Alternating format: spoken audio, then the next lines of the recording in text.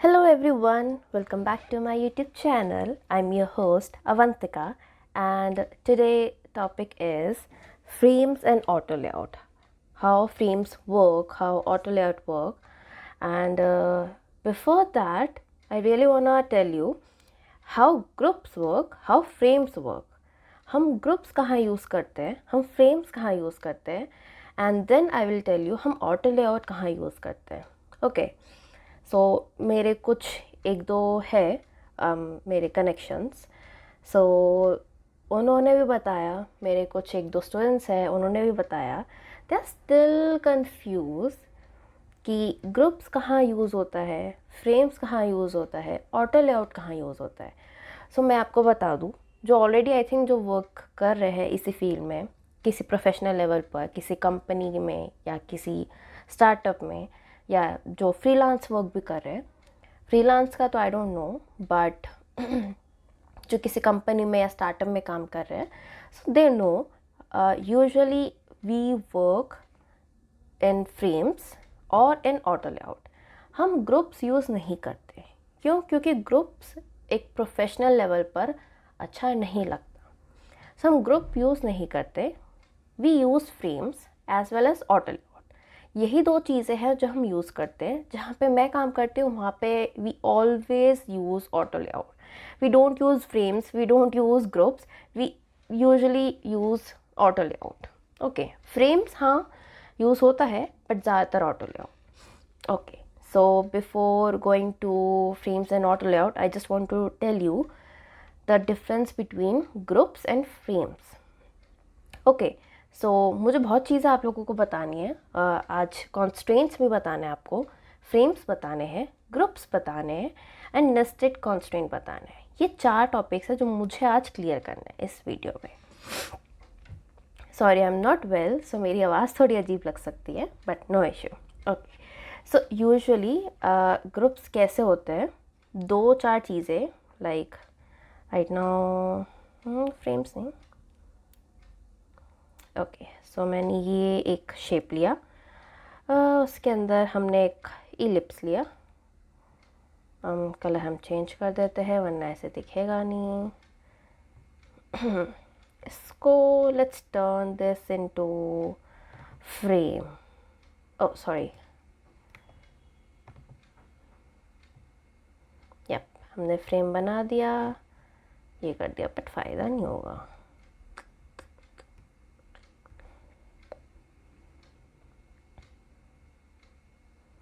Okay wait, चलो fine, ठीक है.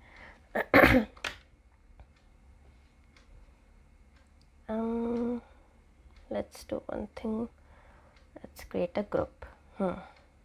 ठीक है, हाँ ये बेटर रहेगा ऑप्शन यहाँ के लिए. ओके, सो ग्रुप हम ऐसे क्रिएट कर सकते हैं, कुछ भी 2-3 चीज़ें इसी में ही सेम हो जाकर. एक और इलिप्स चाहिए, I can just duplicate it. Okay, so duplicate कैसे कर सकते हो आप? You have to press alt and then just drag it. आपने किसी भी एक चीज़ को सिलेक्ट किया, then press alt, you can see 2 यहाँ पे एरो आ चुके, and just drag it. Okay, so यहाँ पे ये ग्रुप है, ये ग्रुप है, इसमें रेक्टेंगल भी है, इलिप्स भी है एंड एक और इलिप्स है. 2 इलिप्स एंड 1 रेक्टेंगल. सो ये ग्रुप है.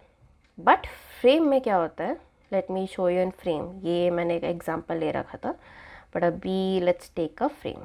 Okay, same I am going to take 1 ellipse and 1 more. Okay, तो मैंने ये 2 ले रखे हैं. अब फ्रेम में क्या होता है, 2 चीज़ें होती है फ्रेम में. फर्स्ट, यहाँ पे आपको एक क्लिप कंटेंट दिख रहा है, ये यहाँ पे आपको ग्रुप में नहीं दिखेगा. ठीक है, क्यों? क्योंकि क्लिप कंटेंट का मेन क्या होता है काम, कि इस फ्रेम के बाहर अगर कोई भी चीज़ हो तो वो उसे कट कर देते हैं, लाइक चॉप चॉप. ठीक है. पूरा अच्छे से कट कर देगा. यू कैन सी, मैं यहाँ पे इलिप्स का मैं कलर भी चेंज कर देती हूँ. Let's take red. So see, मैं फ्रेम के बाहर लेकर जा रही हूँ, लेकिन वो हाफ सर्कल वो दिख ही नहीं रहा, वो इलिप्स हमें दिख ही नहीं रहा। क्यों?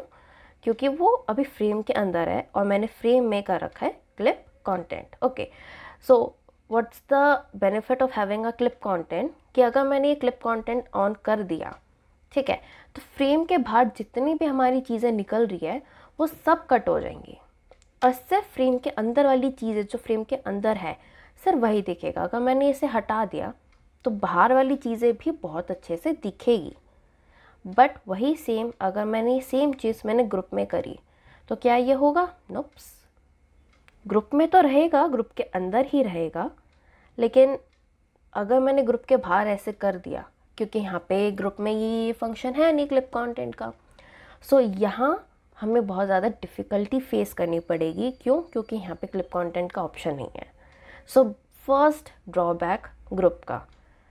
सो यूजुअली लोग इसी वजह से, एक ये रीज़न है जिसकी वजह से लोग फ्रेम यूज़ करते हैं ना कि ग्रुप्स। ओके, क्योंकि हम आराम से फ्रेम में अपना कोई भी क्लिप कंटेंट यूज़ करके हम ऑब्जेक्ट जो भी हमारे फ्रेम के बाहर हो हम उसे कट कर सकते हैं। एंड सेकेंड ऑफ ऑल, एक और बहुत अच्छा बेनिफिट है फ्रेम का इज़ कॉन्स्ट्रेन। ओके, सो ये शेप ना आप लोगों को देखकर लग रहा होगा थोड़ा कि यार कैसी शेप है ये, अजीब सी। Okay, so no issue. So first आप इस शेप पे मत जाना, वैसे जा भी सकते हो, ऐसा कोई इतना बड़ा ऐसा है नहीं। यहाँ से बहुत लोगों के आई थिंक अगर आप देखोगे सो ऐसे दिख रहा होगा। No issue, you have to tap on this one constraint. यहाँ पे छोटा सा स्क्वायर वाला होगा, यहाँ पे टैप करो, आपको ये पूरा फंक्शन दिखने लग जाएगा। ओके, सो ये ऑप्शन आएगा कहाँ से? फर्स्ट, जब आप किसी फ्रेम के अंदर जो भी ऑब्जेक्ट है अगर आप उसको टैप करोगे तो आपको ये दिखेगा। ग्रुप में ये फंक्शन है ही नहीं, ठीक है। सो आप ये समझो ये एक पेरेंट है और इस पेरेंट के अंदर ये एक चाइल्ड है। जितने भी ऑब्जेक्ट है ये सारे चाइल्ड है। ये है पेरेंट, बाहर जो फ्रेम है वो है एक पेरेंट, और उस पेरेंट के अंदर ये जितने भी ऑब्जेक्ट्स हैं, भले ये सर्कल हो, भले ये ओवल हो, या हम एक और ले लेते हैं स्टार, भले ये स्टार हो, ये सारे चाइल्ड है। ओके, ये सब क्या है? चाइल्ड। और ये बाहर फ्रेम क्या है? Parent. Let me just, okay, so ये है चाइल्ड एंड बाकी सब है पेरेंट। सो यहाँ पे फ्रेम्स में ये है कि हम यहाँ पे कॉन्स्ट्रेंट लगा सकते हैं। ओके, सो अगर हमारा कॉन्स्ट्रेंट लगाने का बेनिफिट क्या है? इफ़ हमारा जो पेरेंट कंटेनर है अगर वो थोड़ा सा मूव हुआ, स्ट्रेच हुआ, अभी इनमें कॉन्स्ट्रेंट नहीं लगा तो इसलिए ये वर्क नहीं कर रहे, लेकिन अगर पेरेंट कंटेनर थोड़ा स्ट्रेच हुआ सो कॉन्स्ट्रेंट लगाने के बाद ये भी मूव करने लगेंगे। Wait, let me show you. ये है आपका सर्कल, हम इसे यहाँ कर देते हैं। Right now this one is left. Okay, so इस शेप को आप ये समझो ये हमारा आर्ट बोर्ड है, ठीक है। अब आर्ट बोर्ड आप ये पेरेंट कंटेनर को रख सकते हैं क्योंकि इस पेरेंट कंटेनर के अंदर ये चाइल्ड है। सो इस चाइल्ड में हम कॉन्स्ट्रेंट लगा रहे हैं। सो हम कॉन्स्ट्रेंट लगाने का मतलब ये होता है कि ये सिर्फ उसी डायरेक्शन में जाएगा जिस डायरेक्शन में हम कहेंगे। यहाँ पर अगर हमने बोला यहाँ पे लेफ़्ट तो ये बच्चा सिर्फ लेफ़्ट साइड ही रहेगा, राइट में नहीं जाएगा। Okay, wait, let me show you. अभी हमने ये लेफ़्ट कर रखा है, हमने पेरेंट को लिया और हमने इस साइड लेफ़्ट साइड हमने स्ट्रेच करना स्टार्ट कर दिया। यू कैन सी ये लेफ़्ट साइड जा रहे हैं, बट वही अगर मैं राइट साइड स्ट्रेच करने लगूँ तो इनमें से कोई भी मूव नहीं होगा। क्यों? क्योंकि इन सब में कॉन्स्ट्रेंट लगा है, इन सबको एक कमांड दे रखा है कि अगर इनको मूव करना, अगर ये पेरेंट कंटेनर स्ट्रेच हुआ तो ये सब जो भी चाइल्ड ऑब्जेक्ट्स है वो सब लेफ़्ट साइड ही जाएंगे। अगर मैंने यहाँ पे लेफ़्ट की जगह राइट कर दिया, सी आप यहाँ पे एक डॉटेड लाइन भी देख सकते हो। सो दे आर जस्ट शोइंग कि ये लेफ़्ट की जगह अब ये राइट साइड जा रहे हैं। Okay, see this one is moving towards right. Why? क्योंकि मैंने उसे अभी कमांड दिया कि आप राइट साइड मूव करो इंस्टेड ऑफ लेफ़्ट। एंड अगर मैंने इसको लेफ़्ट साइड करने का ट्राई किया तो ये मूव होगा? नो। बाकी सारे हो रहे क्योंकि उनको कमांड मिल रखा है लेफ़्ट साइड मूव करने का, बट इसको कौन सा कमांड मिल रखा है? Right side. ओके, सेम हम यहाँ पे लेफ़्ट एंड राइट भी कर सकते हैं, लेकिन लेफ़्ट एंड राइट में होगा क्या? ये होगा अगर मैं कहीं से भी स्ट्रेच करूँगी तो ये ऑब्जेक्ट भी स्ट्रेच होने लगेगा, जो कि हमें नहीं चाहिए। ये लेफ़्ट एंड राइट सिर्फ तभी अच्छा लगता है जब हमारे पास कोई इमेज हो। ओके, इमेजेस में we can do this thing but not in this case. Just think ये आपकी कोई एक प्रोफाइल इमेज है एंड ऑल, जो आपको बस लेफ़्ट साइड रखनी है। सब लेफ़्ट साइड पे दोबारा कर सकते हो and back to normal. Okay, so okay, अब आ जाते हैं यहाँ पे दो टाइप के कॉन्स्ट्रेंट होते हैं, वर्टिकल एंड हॉरिजॉन्टल। वर्टिकल वाले अभी हमने नहीं करे, हमने हॉरिजॉन्टल वाले करे हैं। ओके, सो हॉरिजॉन्टल में वी हैव लर्न कि अगर हम किसी भी साइड में हम स्ट्रेच करेंगे पेरेंट कंटेनर को, तो अगर चाइल्ड में जो भी हम कॉन्स्ट्रेंट लगाएंगे, भले वो लेफ़्ट लगाओ या राइट लगाओ, पेरेंट हम स्ट्रेच करेंगे तो जो चाइल्ड का ऑब्जेक्ट है वो भी उसी हिसाब से मूव करेगा। ओके, नाउ अब मैं आपको बताती हूँ अगर हम वर्टिकल वाला करें तो। अब मैंने ये टॉप पे कर रखा है। ओके, अब मैं ये पेरेंट वाला करती हूँ, कंटेनर स्ट्रेच।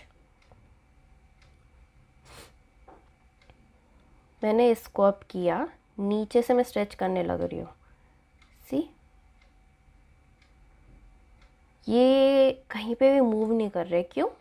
क्योंकि मैंने इनको कमांड दे रखी है टॉप पर रहने की, कि ये सिर्फ टॉप पर ही रहेंगे। लेकिन अगर मैंने ऊपर से स्ट्रेच करना स्टार्ट कर दिया, अगर मैंने इनको ऊपर से स्ट्रेच करना स्टार्ट कर दिया, फिर क्या होगा?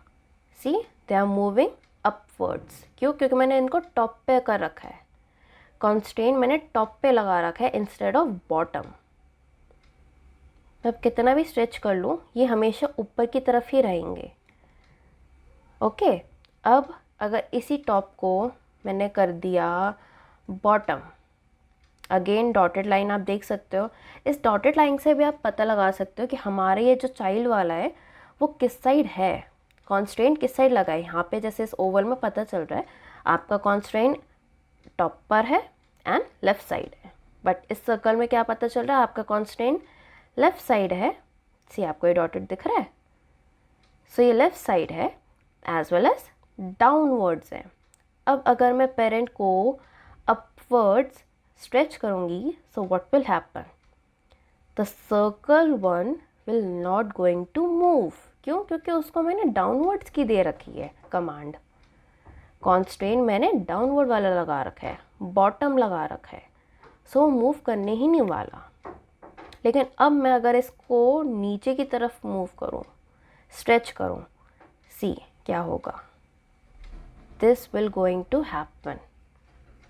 ओके, सो कॉन्स्ट्रेंट लगाने के ये बेनिफिट्स है कि जब अगर हमारा फ्रेम कहीं से भी किसी भी हिसाब से स्ट्रेच होगा, so it will stretch accordingly. Okay, भले वो लेफ़्ट साइड हो, राइट साइड हो, हम हर टाइप से भी अपने कॉन्स्ट्रेंट लगा सकते हैं अपने पसंदीदा ऑब्जेक्ट के ऊपर। अगर मैं नहीं चाहती कि हाँ, मैं नहीं चाहती ना ये लेफ़्ट साइड जाए, ना राइट साइड, ना अप ना डाउन, मैं कर सकती हूँ कि मैं इन्हें सेंटर में कर दूँ, दोनों को ही, ये बस सेंटर में रहे। एंड लेट्स सी क्या होगा। अब जैसे जैसे ये फ्रेम स्ट्रेच होगा ये ऑटोमेटिकली सिर्फ सेंटर में ही रहेगा। सी, ये फ्रेम क्या अभी सेंटर में ही है, ये कहीं नहीं है। ओके, एंड वापस से अगर मैं स्ट्रेच कर दूँ,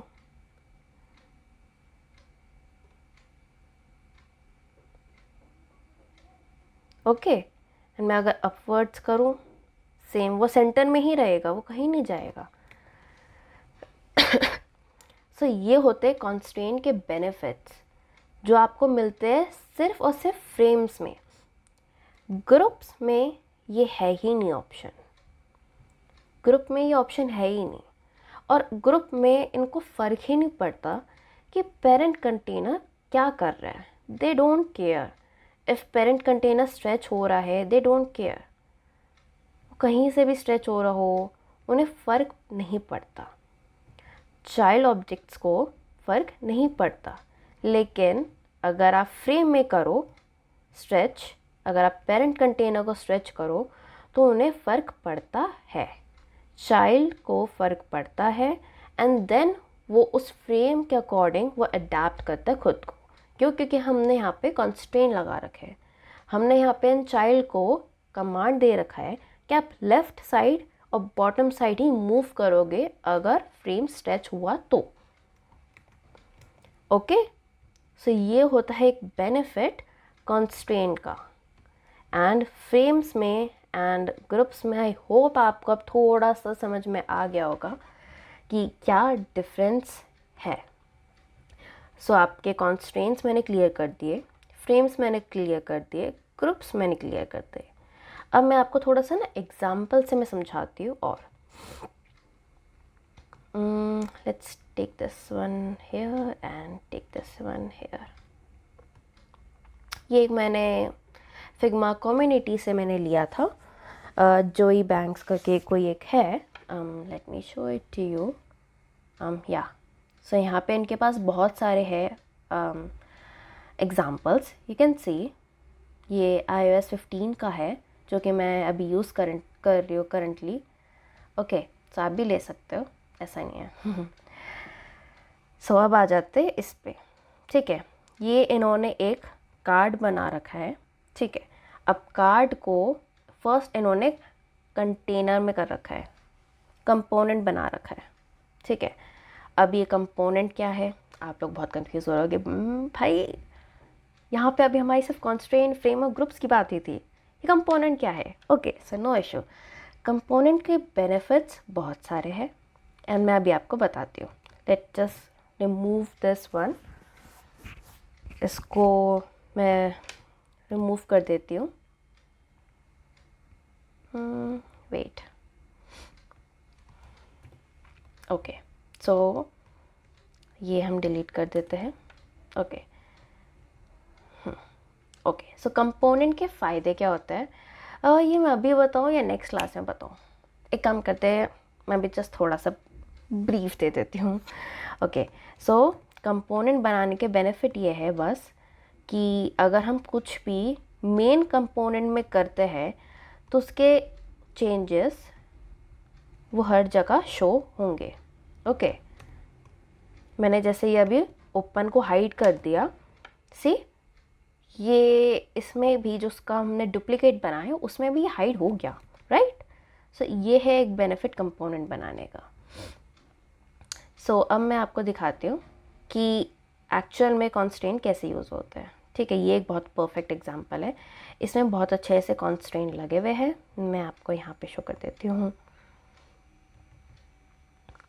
यहाँ पे ऑलरेडी कमांड दे रखा है कि इस वाले को, ये नेम, हेडिंग एंड टाइटल, इन सब को, सब हेडिंग, इन सब को लेफ़्ट साइड रहना और सेंटर में रहना है। सेम इस ओपन बटन को राइट साइड रहना है, राइट साइड रहना है एंड सेंटर में रहना है। एंड इस वाले को सेम लेफ़्ट साइड रहना है एंड सेंटर में रहना है। सेम ये ऐप स्टोर का जो है ये लोगो, इसको राइट साइड रहना है और सेंटर में रहना है। ओके, नाउ लेट्स सी होता क्या है। सी, मैं यहाँ पे ये राइट साइड स्ट्रेच कर रही हूँ तो ये दोनों राइट साइड जा रहे हैं, ये दोनों साथ में नहीं आ रहे हैं, राइट। ये सब जा रहे हैं राइट साइड। अगर मैं इसको लेफ़्ट साइड में स्ट्रेच करने लग जाऊँ, सी ये दोनों लेफ़्ट साइड जा रहे हैं, ये साथ में नहीं आ रहे। क्यों? क्योंकि इसमें यहाँ पे कॉन्स्ट्रेंट लगा है। अब मैं यहाँ पे इसमें कॉन्स्ट्रेंट लगा दूँ लेफ़्ट की जगह राइट, सी दिख रहा है चेंजेस। मैं स्ट्रेच करूँगी तो ये दोनों ही राइट साइड जाएंगे। और इसमें अगर मैं दोबारा से लगा दूँ कॉन्स्ट्रेंट लेफ़्ट का, ये लेफ़्ट आ जाएगा। ओके, लेफ़्ट एंड राइट क्या होता है? लेफ़्ट एंड राइट, अगर मैंने लेफ़्ट एंड राइट कर दिया तो क्या होगा? इससे ये होगा कि अगर मैं इसको राइट साइड स्ट्रेच करूं तो भी ये राइट साइड जाएगा, अगर मैं लेफ़्ट साइड स्ट्रेच करूं तो ये लेफ़्ट साइड भी आएगा। सी, ये दोनों साइड ही स्ट्रेच होगा फिर, क्योंकि मैंने अभी कॉन्स्ट्रेंट लगा रखा है। इसको हम करते हैं अभी लेफ़्ट एंड राइट की जगह सिर्फ लेफ़्ट। ओके, ख़राब ही हो गया।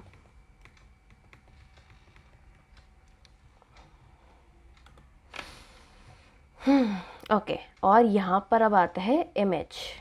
इमेज पे हमने लगा रखा है लेफ़्ट एंड राइट वाला, तभी अब हम करेंगे अगर इसका डुप्लीकेट, ऑल्ट प्रेस करके हमने ड्रैग करा। अब जैसे ही हमने इसको, इस कार्ड को राइट साइड हमने स्ट्रेच किया तो भी ये इमेज राइट साइड स्ट्रेच होगी, अगर हमने इसको लेफ़्ट साइड किया तो भी स्ट्रेच होगी, अगर हमने ये ऊपर के साइड किया तो स्ट्रेच नहीं होगी, बॉटम के साइड किया तो नहीं होगी। बट ये हमेशा सेंटर में ही रहेंगे क्योंकि हमने इसको सेंटर में अलाइन होने के लिए कहा है। ओके, सो ऐसे आप कॉन्स्ट्रेंट यूज़ कर सकते हो। ओके, स्केल के बेनिफिट क्या है? यहाँ पे बहुत सारे हैं। मैंने आपको लेफ़्ट बता दिया, राइट बता दिया, लेफ़्ट राइट बता दिया, सेंटर बता दिया, जो बीच में रहता है। स्केल क्या होता है? लेट्स से स्केल क्या होता है। मैंने स्केल कर दिया इसको, स्केल एंड टॉप पर है ये, ठीक है। अब देखते हैं स्केल में क्या होता है। मैंने ये ऐसे किया, अब मैं इसको यहाँ से स्ट्रेच करती हूँ, मैं इसको यहाँ से स्ट्रेच करती हूँ, मैं इसको यहाँ से स्ट्रेच करती हूँ। स्केल में ये रहता है कि कार्ड के अकॉर्डिंग ये मूव करता रहेगा। ये है, अब मैं इस जो ये है, वेट, इसमें जैसे ये टॉप है, राइट, ओके, ये इमेज आई थिंक कोई ग्रुप है इसमें। Okay okay okay, let's do scale. अब मैंने ये ग्रुप में स्केल लगा दिया कि ग्रुप में नहीं लगते कॉन्स्ट्रेंट। अभी आपने सोच रहे होगे कि मैम अभी तो आपने बताया ग्रुप्स में कॉन्स्ट्रेंट नहीं होते, अब कैसे लग रहा है? भाई वो फ्रेम के अंदर है, मैं पहले बता दूं, फ्रेम के अंदर ग्रुप है इसलिए हो रहा है ये। बट वही सेम कॉन्स्ट्रेंट लग जाएंगे, बट वहाँ पे क्लिप कंटेंट वाला ऑप्शन नहीं रहेगा आपके पास। सो प्लीज़ यूज़ मत करना, it's a wastage of time. If अगर आपको ये यूज़ करना है, अगर आपको क्रॉस यहाँ पे यूज़ करना है, आप एब्सोल्यूट पोजीशन लगा देना, वो ज़्यादा बेटर रहेगा। ओके, देन वेट, यहाँ से स्केल हटा कर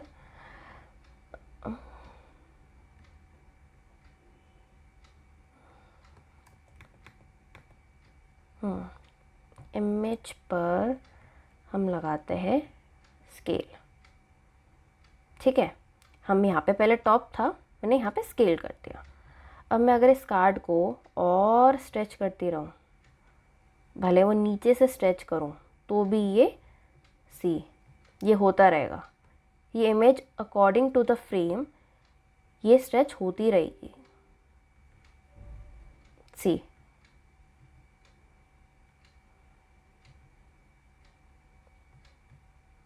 ठीक है। स्केल का मतलब ये है कि अगर आपने इमेज या किसी पे, स्केल ज़्यादातर वैसे इमेज पे ही लगता है, अगर आपने इमेजेस एंड ऑल पे यूज़ किया, सो स्केल का बेनिफिट यही रहेगा कि फ्रेम चाहे जितना भी बड़ा क्यों ना हो जाए, जितना भी स्ट्रेच हो जाए, सो वो इमेज हो या वो चाइल्ड कंटेंट हो, चाइल्ड एलिमेंट हो, वो उस फ्रेम के अकॉर्डिंग स्ट्रेच होता रहेगा। ओके, स्केल का ये बेनिफिट है। बट स्केल वैसे usually we use in images, that's it. उसके अलावा आई डोंट थिंक सो कहीं यूज़ होता है, क्योंकि मैंने एज सच कभी images and icons as well, ठीक है। सो ये है बेनिफिट कॉन्स्ट्रेंट लगाने के फ्रेम्स में। मैंने आपको आज फ्रेम्स बता दिए, कॉन्स्ट्रेंट्स के सारे टाइप्स बता दिए, कैसे टाइप के कॉन्स्ट्रेंट होते हैं, scale, left and right, left and right वाला option, left right centre scale. Same अगर आप ये अगर वर्टिकल वाले में भी लो सेम रहेगा, टॉप एंड बॉटम, सेंटर और स्केल। ऑप्शन सेम है, you just need to practise and play it with, okay that's it. अगर आप इतना कर दोगे आप बहुत अच्छे से कॉन्स्ट्रेंट के ना हैबिचुअल हो जाओगे, सब बहुत सही रहेगा। ओके सो बस यही था जो मुझे आप लोगों को बताना था। अभी वीडियो बहुत ज़्यादा लंबी हो चुकी है, so I am definitely gonna make a second video for the auto layout and then I will tell you the responsive design as well and auto layout too. Okay, so till then thank you so much and do practice for groups and frames and कुछ अगर तुम creative बना सकते हो, if anybody can create same card, you can use any kind of a image, same card and just use constraint, please मुझे show करना comments में, मुझे बहुत अच्छा लगेगा। Okay till then thank you, ta-ta bye bye.